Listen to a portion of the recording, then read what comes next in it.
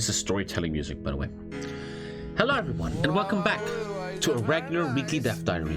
If you don't count the April Fool one last week, I know you're all super excited to hear what we have been up to since the Battle of Bosporus.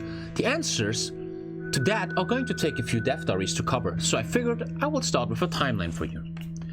We recently released 1.10.4 to fix various multiplayer exploits going on.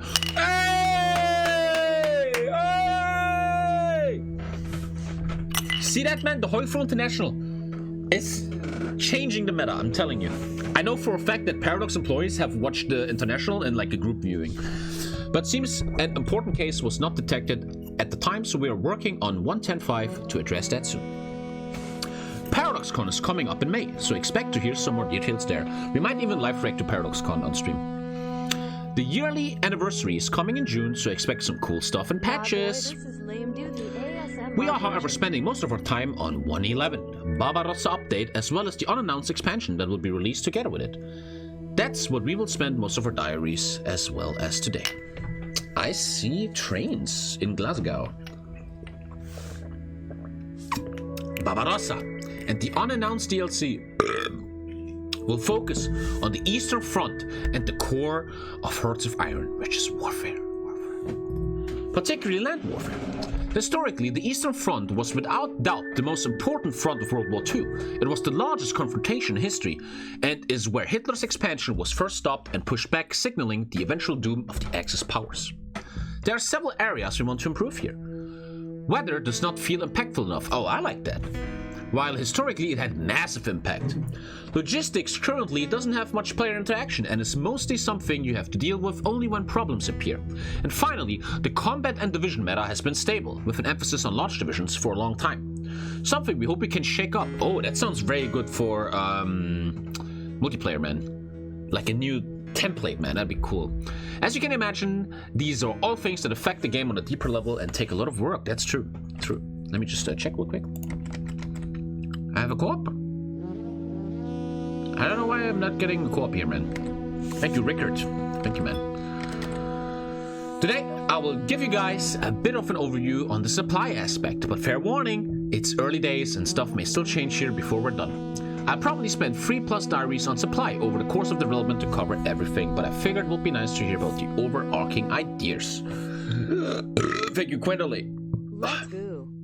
Let's go! The old system worked by having the street supply areas pathing back to the player's capital and keeping track of the bottlenecks.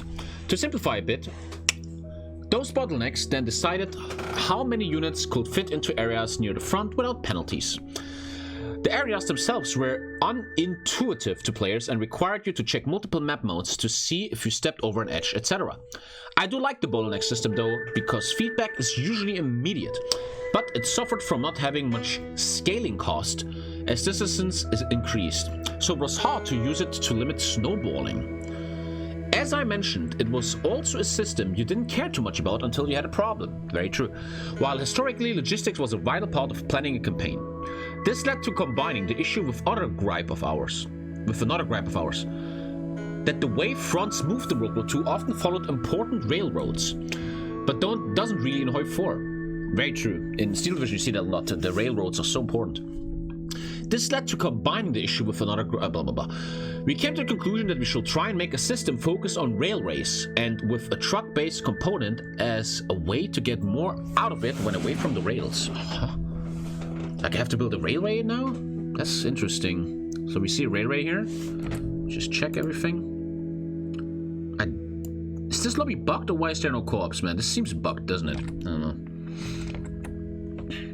In our new system, supply flows from the capital, aka the total amount available depends on your total industrial base, through railways, where the level of the railway acts as a bottleneck. To transport more, you need a higher level of railway. Seems like you have to not only build infrastructure now, but also railway. Or a bigger port if it goes over border. So the railways are the current bottlenecks in a way. That means, like the Africa war will be a railway from Tobruk to the east. That sounds really cool, man. And maybe you can bomb the railways and really fuck your enemy. Makes sense, right? Depending on how much supply is transported, you need a certain amount of trains for the rails to perform. Trains are a new equipment type that we will dig in. Oh, it's a new equipment type. That's cool. I already feel a bit weird because I feel like in multiplayer people will just bomb your railways all the time. If you have green air on your enemy and you just bomb his railways, well, fuck him, right? That bitch. This seems really bugged right now. I hope Denkus knows what he's doing. An important part of railways is that they are capturable. So as you push into enemy territory, you will want to make sure to hold vital railways and capture railway hubs to supply your troops. There's a conversion time here to model the fact that there was usually some repair and regorging that needed to happen for attackers. Let's take, like, for example, France. But I like this. This is cool. I don't know how it's gonna work in the end, but that's cool, man. I like it. How do I go out here?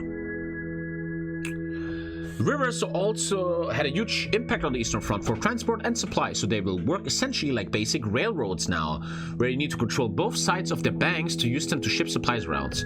If I control both sides of a river, I can ship supplies in that river. Okay. Supply is drawn from what we call supply hubs now, which we see here. This might be supply hubs, huh? So I want to have good supply hubs, huh? Which are either cities, naval bases, or manually constructed stations along the... Oh, you can construct them. Which have to be linked into the network. Air supply... I have to link something? Thank you, finish. Thank you, man. The air supply works a bit differently, but we will talk about it in the future. The flow of supply from a hub to a division depends on the terrain and weather. I like the weather thing. I like that weather makes more sense now. Who the fuck ever cared about weather on HOI4, right? Oh, it's raining. I shouldn't use my bombers. Who the fuck does that? Some wereaboo maybe in his fucking basement. And ideally, you want to have available trucks here, which is to say motorized equipment. To increase the amount of supply to get as well as range. Cost of trucks and trains and losses to attrition and bad weather will be a limiting factor on your logistics. Overall, this creates a system where it's strategically sound to fight over railways, prepare for larger offensives, to try and bleed each other's logistics capability, and to force care when advancing in bad terrain and weather. The results is much more fun, historically, and more immersive, especially on the Eastern Front. Sounds good. Sounds good, I guess. Good dev diary, I'm excited. I'm actually, this is gonna sound weird, I'm gonna regret that, and people already clipped it. I'm kinda excited for more achievements. I kinda miss single player a bit, because single player has this roleplay thing to it, like naming divisions and creating a story. I kinda miss that a bit.